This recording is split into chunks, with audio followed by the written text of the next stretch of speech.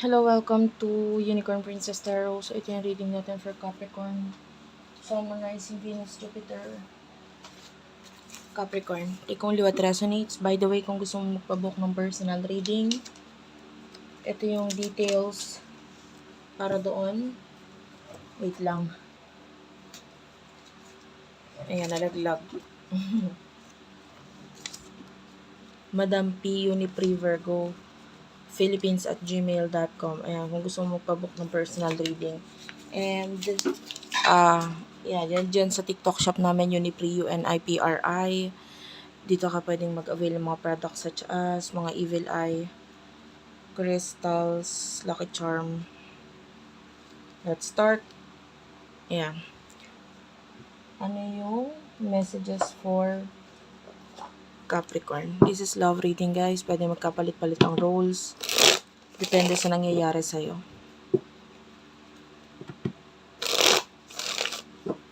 What do we have here for the sign of Capricorn? Sun, Rising, Venus, Jupiter, Capricorn.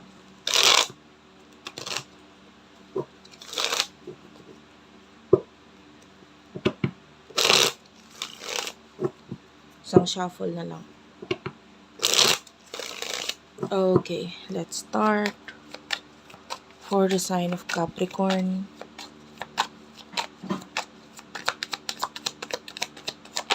Okay. You do have here the Two of Wands. The Emperor, Aries, Leo, Sagittarius, Major Arcana, Aries. Major Arcana, the Emperor, Aries energy. Bottom of the deck is the Ten of Wands. Nakakita tayo ng plano sa'yo, no? Capricorn, maybe there's something here na parang naiisipan mo na this is like something na pwedeng i-create, gagawain. But for now, nakikita natin maybe pagdating sa home or pagdating sa kung nasaan ka, there's a lot of responsibility. Yan, responsibilidad. Kaya kung bakit parang hindi mo magawa itong mga bagay na gusto mo, naisin mo, pinapangarap mo, or goal mo. But nandun yung parang you are ready to cut off, might be, or nandun na yung pagpaplano na alisin, kung ano man ito. Kasi nandun yung parang pwedeng gusto mo na porsigido ka na aksyonan itong bagay na ito.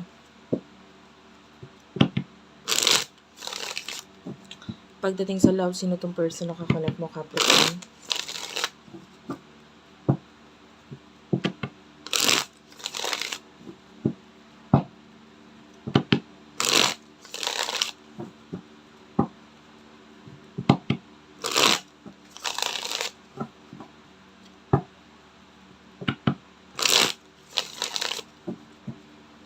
Pagdating sa love, sino itong person na kakonect mo, Capricorn? The person that you're dealing with, you do have here the Eight of Pentacles. The Death card is Scorpio energy. This person is very busy, ano? Nakakita tayo ng energy sa kanya na parang marami siyang pinagkakabalahan sa buhay. And you do have here the Death card, so I can see rebirth. Maybe a rebirth pagdating sa career. Pwedeng may mga bagay siyang binubuhay ulit, like yun nga, career. More on money kasi, no? And I feel like itong person na to is like pwedeng ina-isolate niya yung sarili niya ngayon with regards to hindi siya masyadong nagiging open pagdating sa emotions niya, nasa isip niya or sa kung anong mga pinagagawa niya ngayon. Basta continuous lang siya dito. And I feel like this person is marami lumalapit sa kanya. Maybe to ask advice or money. I mean, yung iba advice. But nakikita natin yung person na to is like, hindi siya ganun ka-focus sa kaibigan or pakikipag-connect. Like, you could be dealing with a person na na parang magaling siya magsalita eh. Yeah. Emotion niyo sa isa't isa, Capricorn. Kung hindi ka nakaka-relate, ibigay mo sa ibang reading na ito. Pa-comment naman dyan sa baba, guys.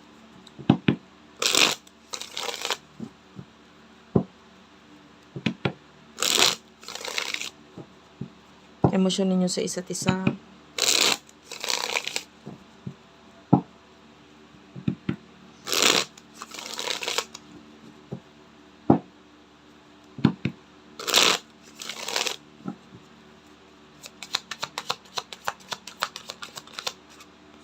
You do have here the Six of Pentacles, the Seven of Wands. Emosyon ninyo sa isa't isa. Ten of Wands is here. Three of Swords. Why is the Three of Swords here? Four of Swords. Well, ito pabago-bago yung energy na nakukuha ko dito. It could be you or yung person mo ha. Kasi nga pabago-bago yung energy na nakuha ko. Six of Pentacles, nakakita tayo ng pagtutulungan dito. And I feel like with the Seven of Wands, nandun yung parang gusto kong aksyonan to, gusto kong labanan to kasi or gusto kong ilaban to. Okay? And I feel like yun nga, pwedeng kaya lang hindi may laban kasi ang dami responsibilidad, especially sa pagdating sa family or maybe responsibility pagdating sa work, career, ganun. And pagdating sa emosyon nyo sa isa't isa, someone here is nasasaktan. Hindi ko alam kung sino eh. Pwedeng kasi wala siyang magawa regarding sa sitwasyon. And the Queen of Cups, nakakita tayo ng love. And at the same time, there's a person na pwedeng gustong i-cut off. This person is a narcissist. This person is a manipulator. This person is parang nakakagulo or nakakapagpahirap sa connection na ito kung bakit kailangan siyang hindi i-open or kailangan siyang dapat itago. Ganun. So what will happen in the near future sa inyong dalawa?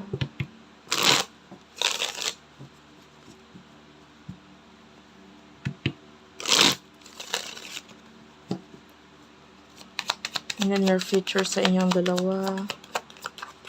You do have the Eight of Swords and the Nine of Wands. Clarify the Nine of Wands.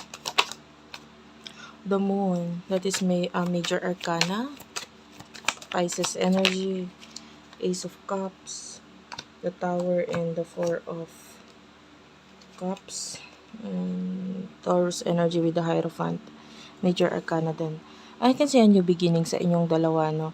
And so nakikita natin with the Four of Cups, may mga bagay na parang ibibigay sa person na to or sasabihin sa person na to. Pero nandun yung parang hindi siya sigurado. So maybe it has something to do dun sa bagay na gusto niyang i-end.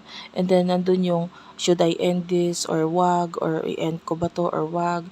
And then nakakita tayo dito sa energy mo na you will become more spiritual in the near future.